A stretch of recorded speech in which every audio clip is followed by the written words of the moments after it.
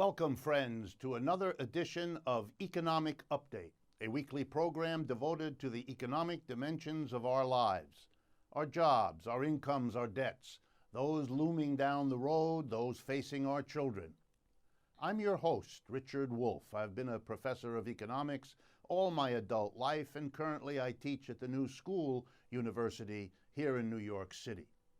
Well, we have a rich and full program for you today, and so I want to jump right into it, but there's always an announcement or two at the beginning. As some of you know, we have begun forming Democracy at Work action groups around the United States. Indeed, we now have 15 of them in 15 major American areas. If you would like more information, if you would like to form such a group and would like to have us help you in the various ways that we can, please go to our website.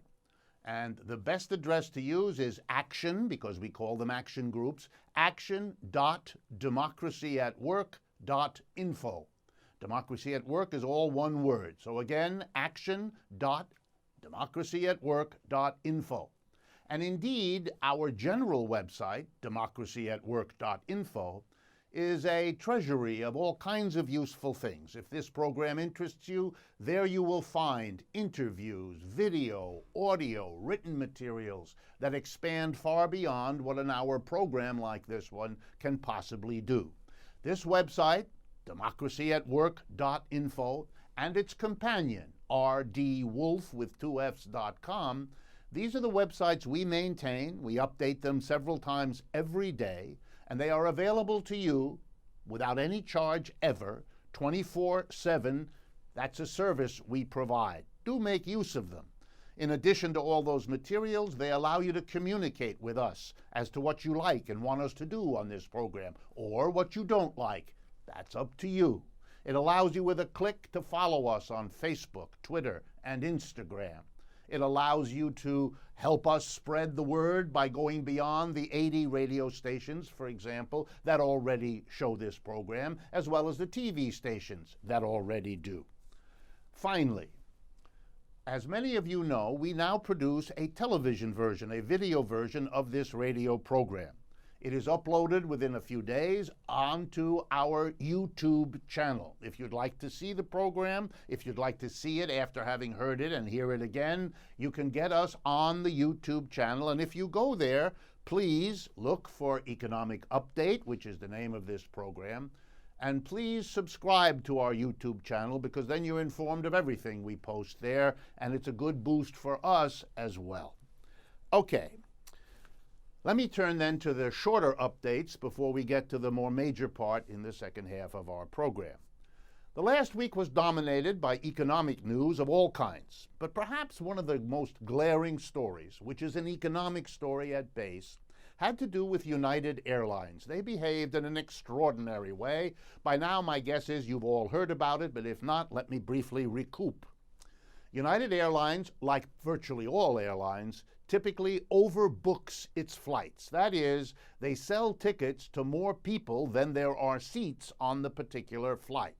They justify that by saying some people don't show up, so they want to have paying customers for the folks to replace those folks who don't show up. In other words, they want to make more money than they might if they had to take the risk of simply booking as many seats as possible. All right, so what happens, which is indeed the story that happened last week, what happens when you indeed get more people with valid tickets that they have paid for on a flight than there are seats? What United Airlines did is remarkable. It offered to pay money to people if they would give up their seats. Not enough people did that, so now they had a problem. Of course, they could have solved the problem by upping the price until they made it valuable for somebody to, but they didn't want to do that. They didn't want to spend that money. Ooh, and what was it for? They had 4 employees they wanted to move from one city to another, and they wanted them to sit on that airplane in those seats for which they had sold tickets to the public. How nice. And when they couldn't get enough people at the price they were willing to pay, they sent in big, tough security men who dragged a doctor out of the airplane, out of the seat he had paid for, that he was 100% legitimately in, hurt him along the way. There are photos of him with a bloody face, etc. They have now apologized. But let's be clear, folks. This is about money. This is about an airline that wants to make money. Those of you that have flown recently know that airlines have been very creative. They charge you to go to the bathroom. They charge you to have a bag, even if it's a tiny one that only your pet mouse ever occupies. They charge you for anything beyond bread and water. Well, I take that back. No bread, just a water. That's what they do, and you know it. For your bag, for how fast you get on the plane, how soon you get off the plane. Pretty soon, I expect we will be charged for using the lavatory if we have the bad taste to need to do that. So this is just another way for them to squeeze yet more profits. That's what this is about. And when confronted with the choice between giving up some of their already bloated profits versus hurting another human being utterly unjustifiably, United Airlines knew which way to go. Get the profit, hurt the passenger. That's what they did. This is a kind of capitalism gone mad, in which even the conventional boundaries of what you can do for profits are violated. And they're violated all the time. Just a week earlier, there was a story, didn't get the same public attention, in which two young women were forced off an airplane, same thing, overbooking.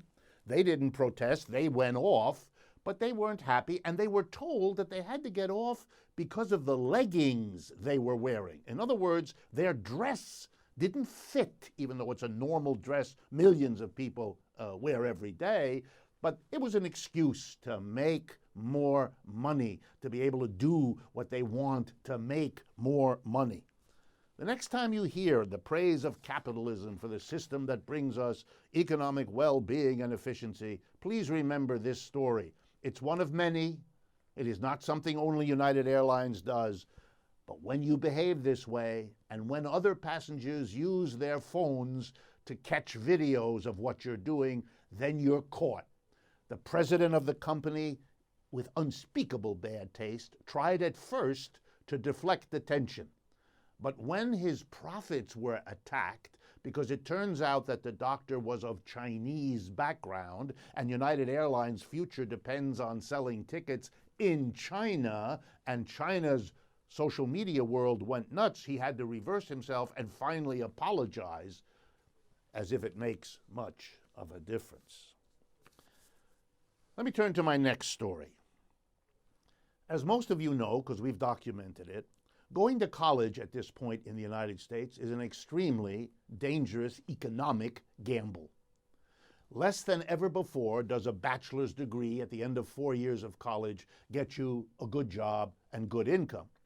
But even though it's less effective in doing that than it's ever been, it's more expensive to get the degree than it has ever been. And in a bad economic situation, which most American families find themselves in, the solution has been to turn to very dangerous economic, not to speak of dangerous personal decisions, to get this degree in the hopes that even though it isn't as valuable as it once was, it's importantly better than not having such a degree. So what have people done? One of the things they've done is load up on a quantity of debt that is unsustainable. And if you had any doubt about its being unsustainable, please know this. The rate of default on student loans is far larger than the rate of default on any other kind of loan in the United States. Students can't pay. They've spent too much money getting an education and then discover they can't earn enough to be able to live, let alone have a normal life, and pay off the enormous debts they've run up. It's a crazy situation, and it is costing this country in all kinds of ways, not least of all, more and more young people saying, I'm not going to get caught in this debt trap that has been set for me. For a country that needs to compete in the years ahead in a world economy, this is the equivalent of shooting yourself in the foot. You're making an educated workforce harder and harder to emerge in this country because you're making it absurdly expensive and ridden with debt. But debt isn't the only thing young people have done to get through school. I'm going to give you two other examples that have been in the news this last week. The old story is what's called sugar babies.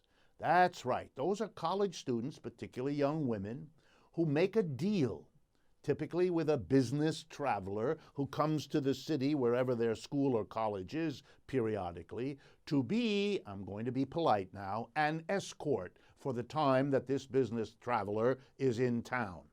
In exchange for the traveler picking up the tuition or maybe even the room and board of such a young student, this young student accompanies the business traveler the 3 or 4 or 5 times that he or she is in town. I'm being as polite as I can. You all understand what I'm telling you. There are tens of thousands of sugar babies in the country. There are whole websites devoted to linking or connecting the sugar baby who needs help paying for college and the traveler who wants what he or she wants. But we're still not done. The new one that I only recently learned about is called an ISA, comes out of Purdue University. Income Sharing Agreement, ISA. Here's what it is. An investor, I kid you not, an investor gives to a college student the money for his or her college tuition, his or her college expenses. And the student writes a contract, which is valid in court, agreeing to give this investor a certain percentage of their income for, say, 10 years after they graduate. In other words, we are bringing capitalism into the relationship between the student and what he or she learns. And we're allowing investors to cash in on a system that puts students in an impossible debt trap. So students have a choice. Literally sell your body, or sell your future income, or borrow more money than you can possibly pay back in order to get a degree that is less effective for getting a good job than it's ever been.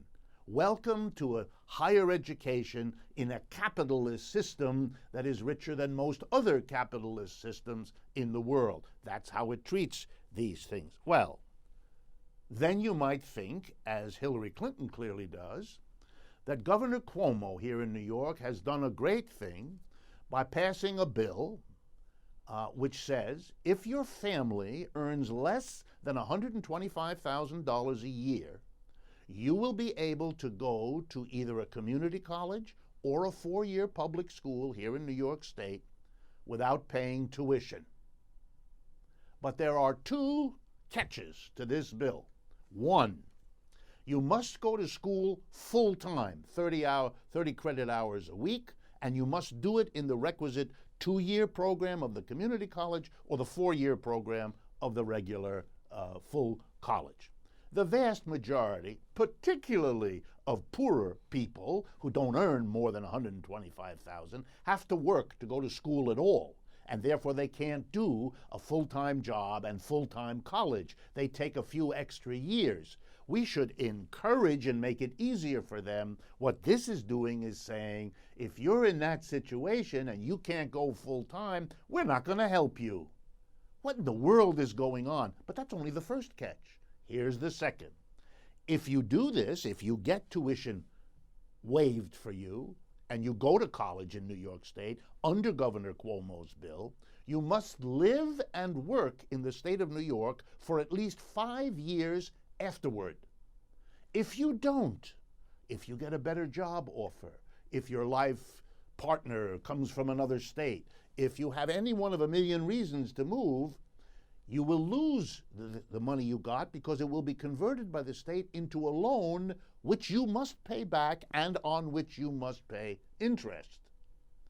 Now, why does this upset me? Why am I not grateful that at least some poor people will have some help for those of their students who can go to full-time? Why am I not happy? And here's the reason. Governor Cuomo, like all other governors, he's in no way unique in what I'm about to say, has spent his political career, a good bit of it, giving every kind of business imaginable, tax breaks, subsidies, arrangements for this and that kind of governmental help and assistance.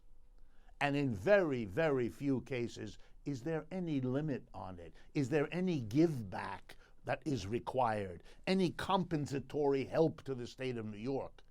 Millions of jobs have been supported by the state with money given to a corporation, which can happily leave the state a year later, 2 years later, 4 years later. Many have done so because there's no constraint on them.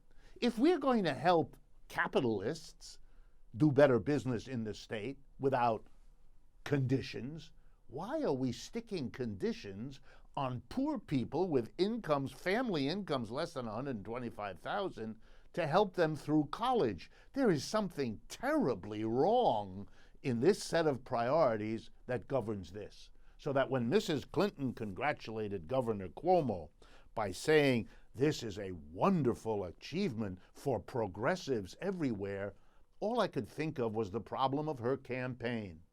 Same old, too little and too late. And it should not be celebrated anywhere near as much as the glaring contrast between what is done for working people wanting an education compared to corporations wanting a subsidy. The next economic update has to do with something really very serious. It's an old problem in capitalist economies. It's called automation. And we're having a big automation really on the verge of sweeping across the American economy. This has to do with what is called self-driving cars and/or self-driving trucks. It is now quite clear from experiments done already here in the United States and in Europe that self-driving cars and trucks are coming, and they're coming pretty soon. They've basically perfected the technology far enough so that we know that. And there have been acts already in various states and so on that it's going to happen. Here's what this means and what the focus of my story is. In the United States, the following people will be affected by the conversion or the transition from cars and trucks that need a driver to cars and trucks that don't need a driver. Here are the numbers, and this I get from CBS News, April 9th of this year. In the United States, there are 3.5 million truck drivers. 3.5 million people drive trucks and earn their living doing that. We have 600,000 Uber drivers on top of that, and 180,000 taxi drivers on top of that. Well, you put it all together, and we have clearly somewhere between 4 and 5 million of our fellow workers who are on the verge of losing their jobs. What are we going to do? It means that things we need, freight moved from one place to another, people moved from one place to another, which is what truck drivers and taxi drivers and so on do, we're not going to get that work done without the labor of a driver. That's an enormous labor-saving technical change. And whenever that happens, capitalism has a choice to make. Number one, and this is what capitalists like, they fire these workers. They tell the truck driver, you're fired. The taxi driver, you're fired. And the Uber driver, you're fired. We don't need you anymore. And the companies like that because they get the work done, the freight is moved, the people are moved, but they don't have to pay a wage. So they charge pretty much what they did before, maybe a little less, and they keep as profits what they used to pay out as wages. That's the way they want to go, because that's how they use technology for the profit that they're in business to maximize. But there is, of course, an alternative. Here's how we could deal with this. We could, first of all, plan on it. We live in a society in which we read these stories, but there's no government agency working on it. There's no private agency working on it. Nobody is taking responsibility in this capitalist system for the absolute tragedy of what is coming down the pike and what we know is coming down the pike. But here's an alternative that I could offer. We will reduce the work week in the United States from 40 hours to, say, 35 for everybody. And that will mean all kinds of jobs have to be created, so employers replace the work that used to be done in those last 5 hours by the worker who was traditionally there, but because that worker now gets a 35-hour week, that extra 5 hours per worker has to be done by somebody else. And guess who that'll be? It'll be the laid-off truck driver, the laid-off Uber worker, the laid-off taxi worker. And in that way, everybody enjoys less work than they had to do before, which is a wonderful thing for everybody. The price of everything stays the same. The profits, therefore, will stay the same because the wages paid to everybody will stay the same. Ooh. In other words, when technology happens, one way to install it helps profits and hurts the laid-off worker. The second one doesn't boost the profits and uses the technology instead to reduce the amount of labor. Here's the irony, folks. Technology has always been justified on the grounds that it makes life easier. But it's capitalism that prevents that from happening by taking the earlier route, using technology for profits and not to save money, and to save labor for working people. A different system would handle technology in a different way.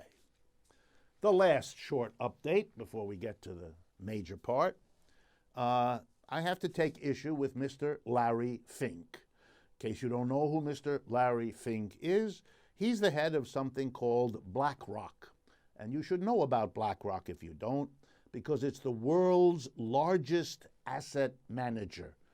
This technical term means this is the biggest company that takes in companies and wealthy people's money and manages the investment of that money for them.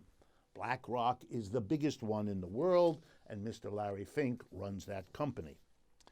Here's what he has been proposing this last week, and that's why I'm talking about it with you. He is urging the Trump administration to design its supposedly $1 trillion infrastructure program, rebuilding roads and highways and all the rest here in the United States, so that it is, here we go, nice words, public-private partnership. Well, I've been around long enough to know that the minute I hear the word public-private partnership, I know which part is ripping off which other part of that game. But let me show you how it works here. Here's what Mr. Fink is doing, but Mr. Fink didn't tell us, but I will. Number one, corporations across America evade their taxes. This program has gone through that 10 different ways. They park it abroad. They hide it in tax havens around the world. They misrepresent what they're doing. They hire accountants who are specialists at all of this. You know the story. It's been in the press every year as long as I can remember. But when big corporations cut out their taxes by locating their business in Ireland or whatever they do, it starves the government here of the revenue it had otherwise would have been able to collect. And starved of revenue, guess what the government does? It economizes somewhere. It's afraid to make up for the revenue corporations and rich people evade by taxing the rest of us. I mean, it does that, but it can only go so far. And then it gets the pushback that means the end of your political career. So the government, starved of money by tax evading corporations and the rich, is stuck. It has to economize somewhere. Guess where it economizes? Infrastructure maintenance. It doesn't clean or repair or maintain the subway, the road, the bridge, all of that.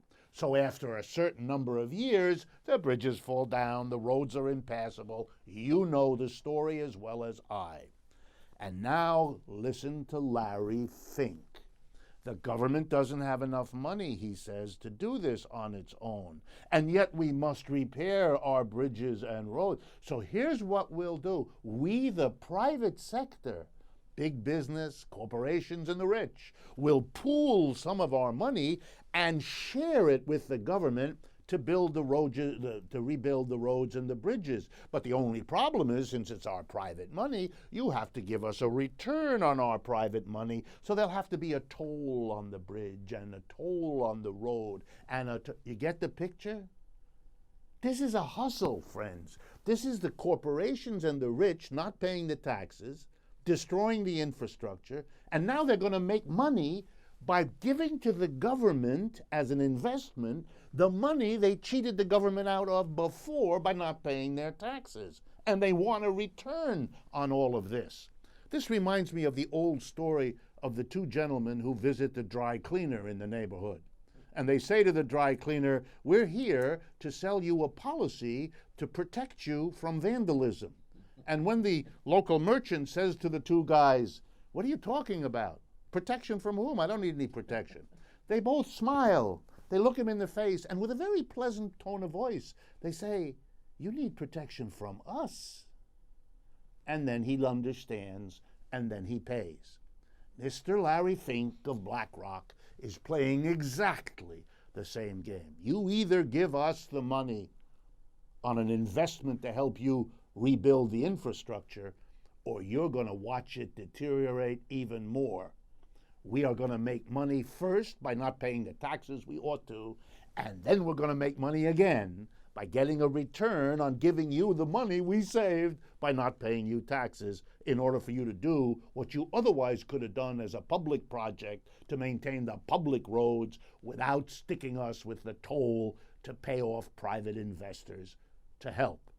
This is a hustle born and developed in a capitalist economic system, because that's how this system works, which is why it deserves the kind of criticism and debate that is so rare in the United States. And the remedy for that is the growing number of commentators, programs like this one that are trying to balance the kind of mindless cheerleading for a system that should be replaced by a sober, honest, balanced assessment of the strengths and the weaknesses of a system that has escaped a proper debate for far too long. We've come to the end of the first half of this program. In the second half, which I urge you to stay with us and listen to, I am going to be proud to introduce you to the person who has taught me more about the labor movement in this country and the condition of the labor movement and what it all means to the way this system works than anything I have read or known in my long academic career. So it's a big privilege, and I urge you to stay with us to learn some of what this person who spent a lifetime in the American labor movement has to tell us. Stay with us. We'll be right back. When some people struggle with their mortgage payments, they become frozen. But the people who take action are far more likely to get the most positive outcome. Call this free government program for the option that's right for you. All right, I know this isn't any fun to talk about, but we should. Okay, so who's gonna do what? I'll pack the dead batteries. Great. I'll only put what I don't need into a duffel bag. Perfect. That's totally unhelpful. No problem. Meanwhile, I will try to comfort everyone by speaking in a calm voice. And I'll try to get the generator going without any gas. Oh, let's not forget the cell phones, which probably won't work. Right. And who is going to handle supplies? I can forget to do a list for us. Thanks, pal. Well, I think we couldn't be any less prepared. I'm proud of you guys. Talk to your kids about who to call, where to meet, what to pack. Visit ready.gov/kids for tips and information.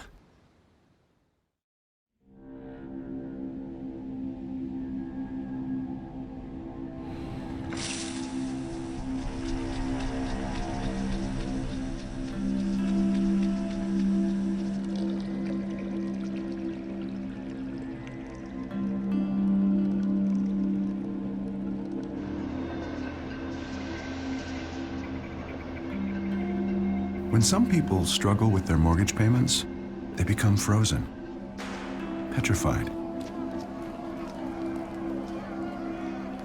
Not knowing what to do, they do nothing. But the people who do something, the people who take action, are far more likely to get the most positive outcome. Making home affordable is a free government program. Call now to talk one-on-one with a housing expert about the options that are right for you. Real help, real answers. Right now. Welcome back, friends, to the second half of today's edition of Economic Update. It is my pleasure to introduce today my guest, someone I have known for many, many decades. His name is Frank R. Annunziato. He retired last August after serving 15 years as executive director of the University of Rhode Island chapter of the American Association of University Professors, the official representative of the academic staff at that state university. Frank has worked for public and private sector unions in Connecticut, New York, and Rhode Island. The unions include the Hotel and Restaurant Employees Union, the Connecticut State Federation of Teachers of the AFT, the University of Connecticut chapter of the AAUP, the Professional Staff Congress Union at the City University of New York, and at URI as well. He has also taught labor topics at the University of Connecticut and the University of Massachusetts. In the early 1990s, Frank served as the director of the National Center for the Study of Collective Bargaining in Higher Education and the Professions, a program situated at Baruch College in New York City. He has published a number of very important articles on the theories of Antonio Gramsci, the great Italian scholar and activist, on Gramsci and Fordism, on commodity unionism, and a number of articles on higher education and collective bargaining there. So it is an enormous pleasure for me. I've known Frank a long time. Thank you very much for coming on the program, Frank. Thank you for inviting me, Rick. Okay, I want to jump right in. I want to take advantage of your life of work in the labor movement and your life of thinking about the labor movement. So even though I'm most interested in your explaining why the labor movement is in the condition it's in today, let's start by having you give me an overview for our listeners and viewers. Also, what is the condition? How would you describe the condition of the American labor movement generally in the United States right now? Well, I don't think it would be an exaggeration to say that the labor movement is on death's doorstep. Right now, there's only about 10.7% of all workers that are members of unions. And if you separate that public and private, you'll find that there's only about 6% of private sector workers who are members of unions. And the private sector, as you know, as an economist, is infinitely bigger than the public sector. So I think we have a real problem on our hands. I think we all should be concerned.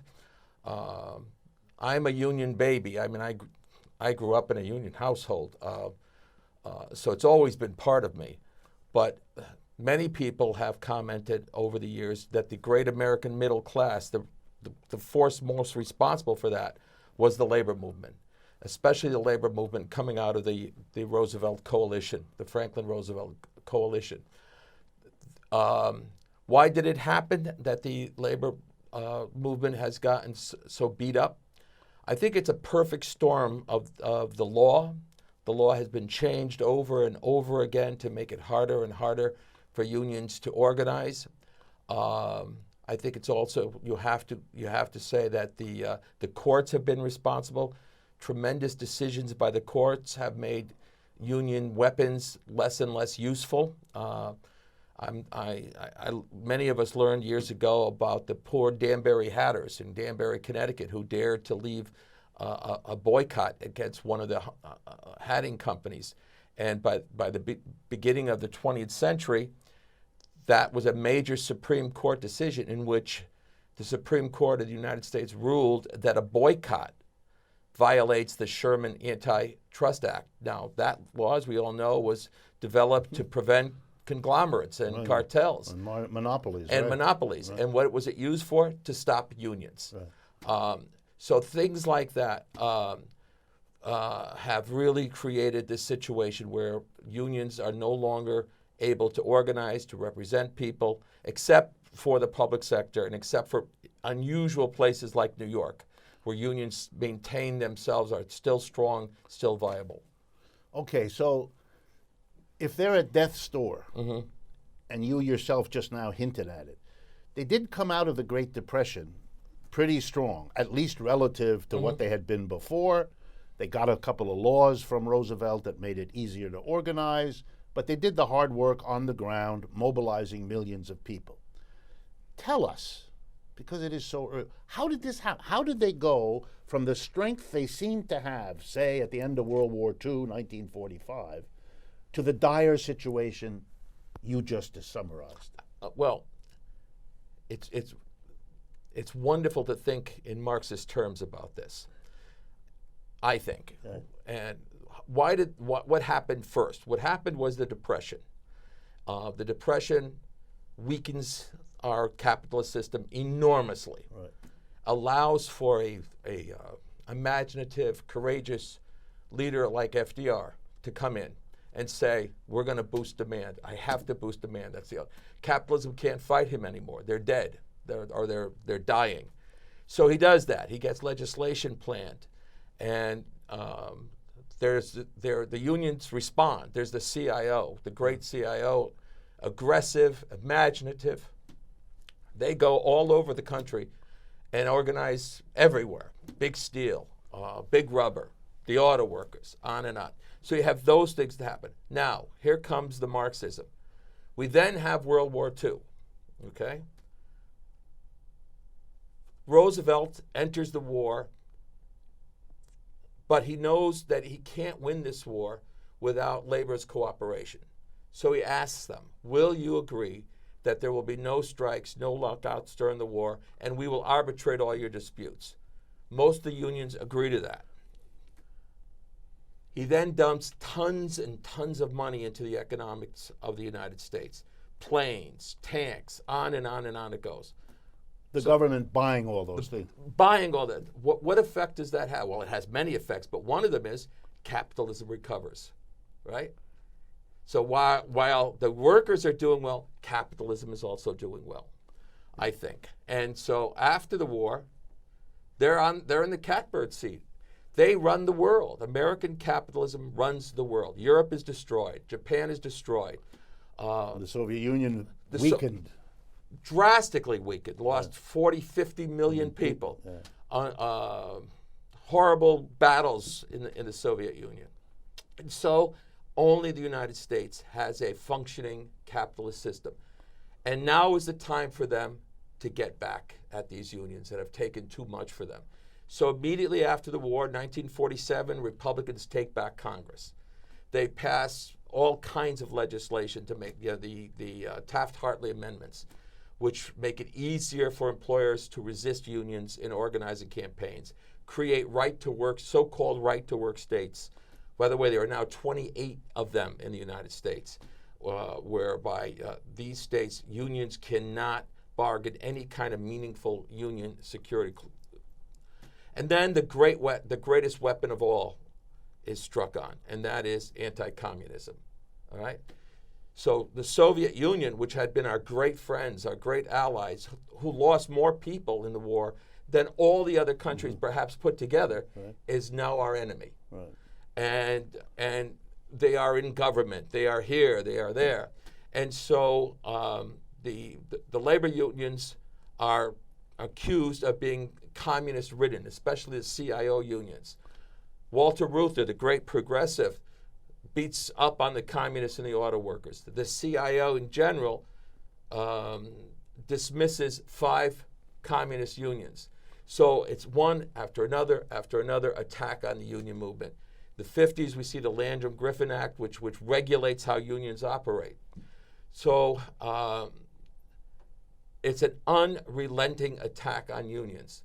And unfortunately, the labor movement has really not been able to respond in that kind of a way. Could I ask you to amplify one thing? The purging of communists and socialists. It has been said that this deprived the labor movement of, not all, but many of the most active, the most militant, the most courageous leaders that they had. And so it was under the name anti-communism, what you were actually doing was decapitating the labor movement in a sense, taking away a huge portion of the most active. Is that something that you've also found? Your old colleague at UMass and my old professor at UMass, Saul Barkin, wrote a piece in 1962 because he was noticing then that the labor movement was declining. And one of the reasons he gives for it in 1962 is it lost its imagination and it's lost its heart. It lost the people who were providing the ideas that were magic to the American public. And that's what happened. Those people were kicked out, booted out, and discredited. Now, I'm not a communist. I've never been a communist. And I've had, as we both have had, disagreements with them over the years. But nonetheless, you have to give them credit for being great organizers, and they were. Right.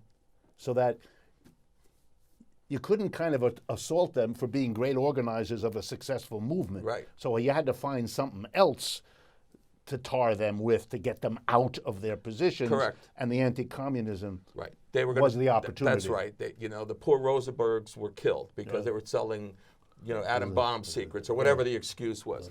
All of that was really to discredit the role of the left in the labor movement. Okay. That might explain the decline, say, from 1945, I don't know, into the 1970s. But as we both know, the decline has continued. What's your way of thinking about the continuing decline? The fact that even now we've become used to hearing each year that the number of people in the labor movement has shrunk from the year before. What's the lasting legacy, perhaps, of what you just talked about? One of the things I think that has happened is that the political leadership of this country has turned away from unions. We're not popular with them anymore, all right? And how does that manifest itself? And I challenge you. Who was the last president you would say in this country was pro-union?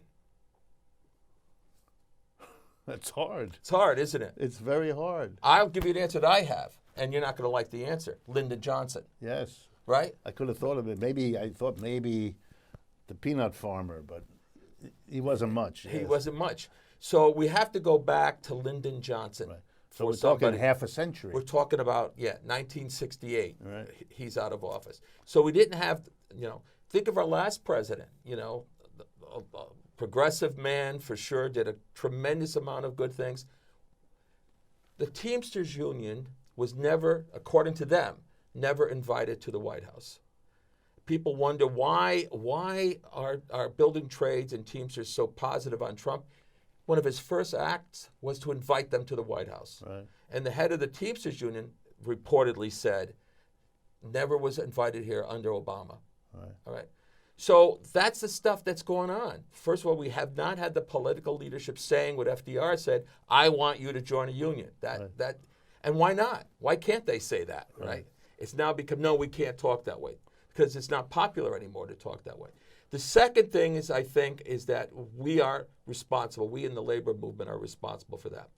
When I first started working with the teachers union, it was well known within the union movement that private sector unions were funding the efforts of public sector unions to thrive.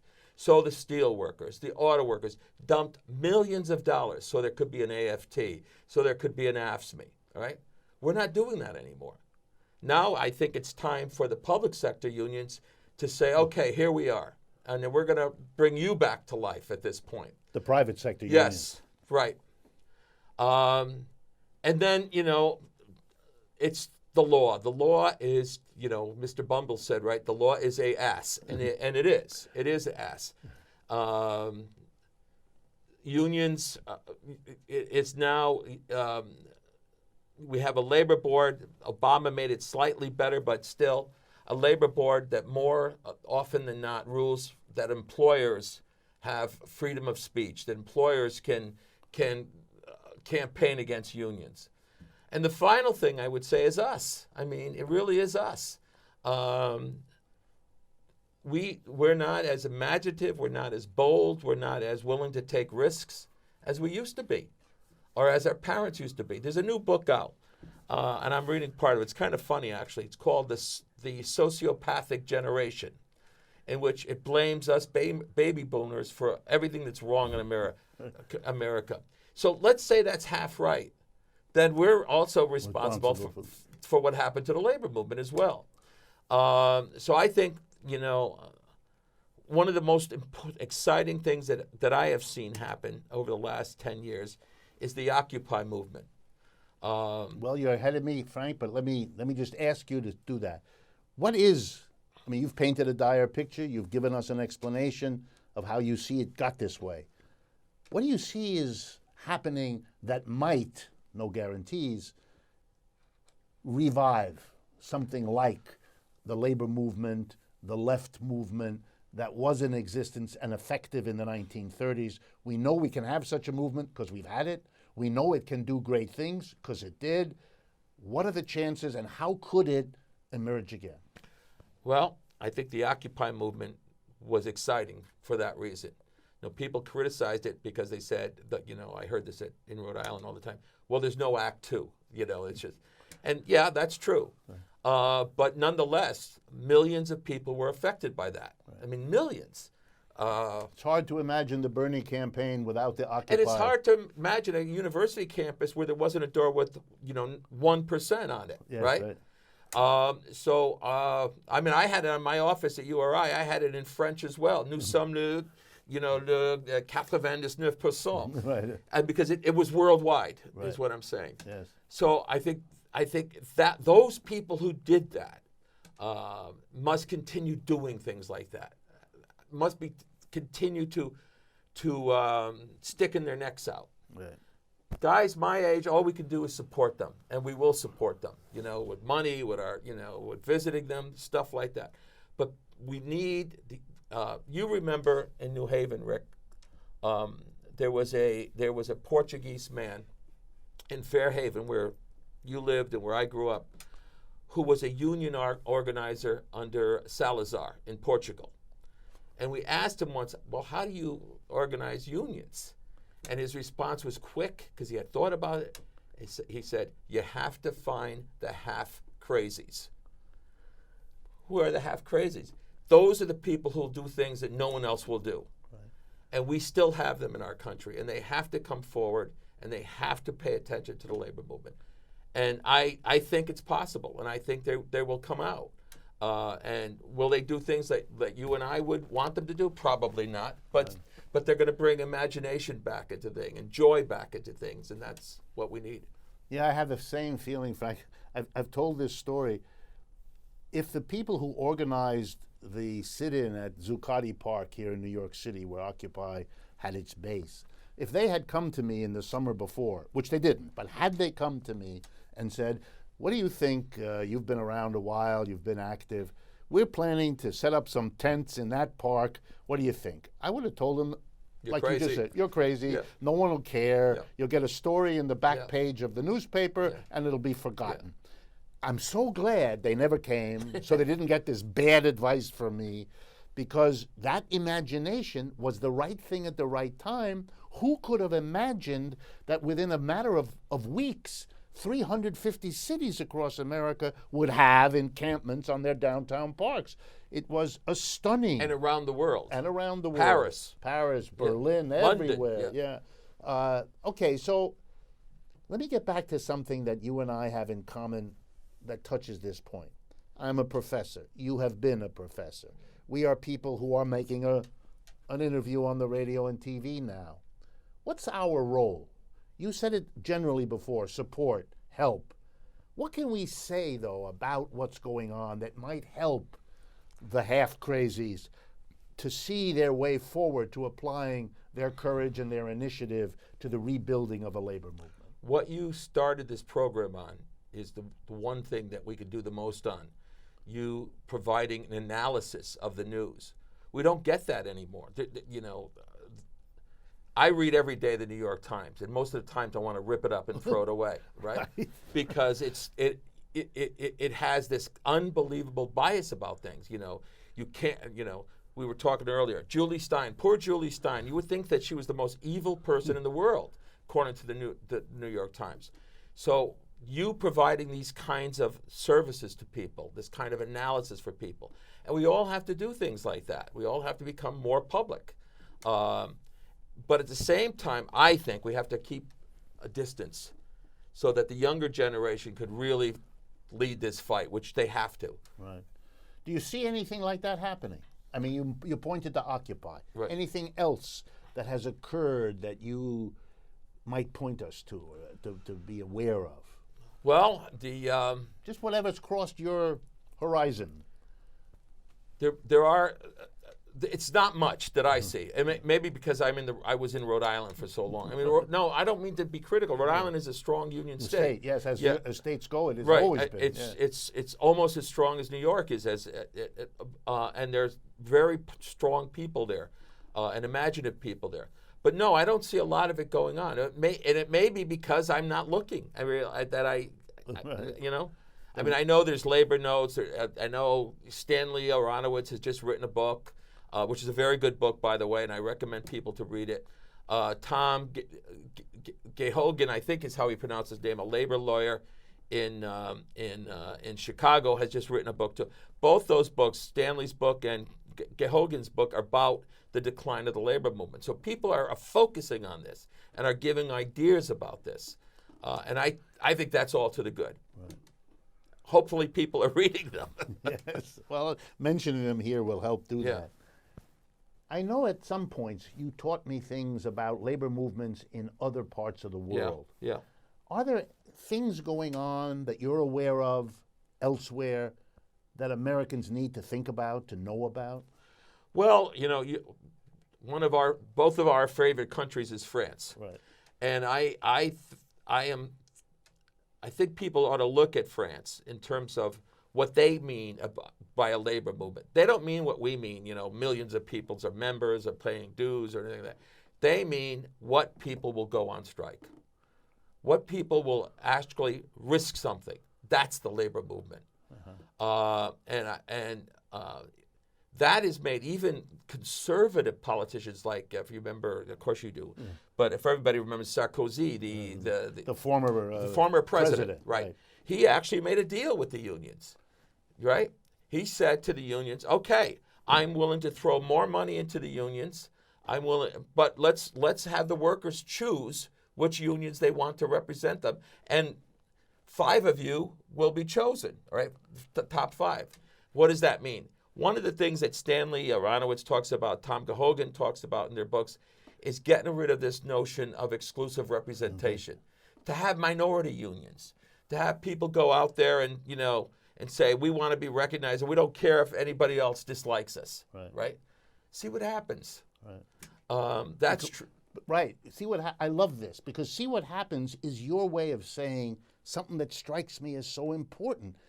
We can't stay with the model we have because it has failed us. Right. And there are a lot of reasons for it. I don't mean only to blame the union leadership or anything like that, but if you're following a certain kind of organizational model for 50 years and you're on a 50-year decline, you've got to be self-critical, because how you organize is one of the few things you have some control over, and clearly it's not working. Right. So that these ideas, such as allowing multiple unions at a workplace, these are the kinds of changes and questionings of a model that anything like a healthy union movement would have to encourage. Yep. It seems to me. Yeah, especially now where I think we have a very weak federal government at this point. I mean, especially now, those things need to be tried and pushed. We also ought to encourage people to say really, really radical kinds of things. Like, for example, we, over and over again, we want socialized medicine, and we're not afraid to use that term. Right. We want what England has. We want what Italy has. We want even what France has. Right. It's better than what we got. Yeah, right? So people need to say that, and leaders, especially young people, need to be saying things like that. Oh, they'll be called all kinds of names, but so what? Right. Some people will listen. Again, I'm lucky. I'm a union family, but I go back to when my mother, in 1933, many of the shirt shops and and the blouse factories left New York because the unions had become so strong. The National Industrial Act was passed by Roosevelt, all right? The New York unions, the ILGW, the Amalgamated, sent organizers, Yiddish organizers, Italian organizers, black organizers. And in 1 year, they organized everything in the city of New Haven. Why? Because they said to people, your lives could be better. The NIRA says you ought to be working, and it did in those days, you ought to be working 35 hours a week, not 60, right? They got the union in, and that changed overnight, literally overnight. So, we can't be afraid of articulating what a good life could be, and how could you see? Because it's the greatest criticism of America, with all it's achieved. The gap between what could be in this country and what is, that's the issue to attack, because there's no justification for giving all this wealth to a tiny 1% while everybody else... And it gets bigger and bigger. Yeah, the gap gets bigger and bigger. Even after the crash of 2008, it doesn't stop. It doesn't stop. That's right. So I think people cannot be ashamed to say things like this.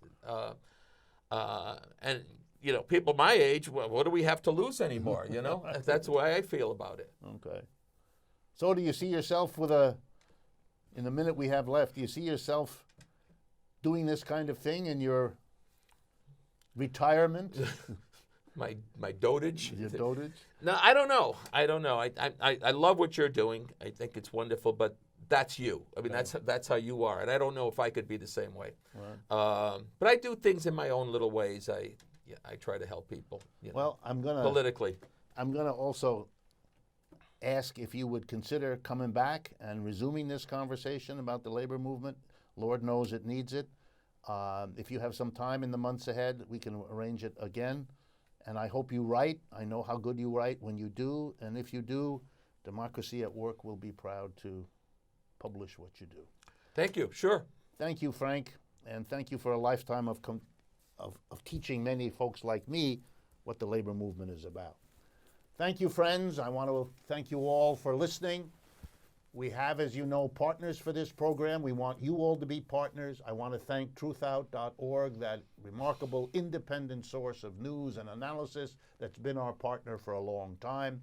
Please make use of our websites, share this program with others, and if you'd like, take a look at us on YouTube, where you can see all this in living color. I look forward to speaking with you again next week.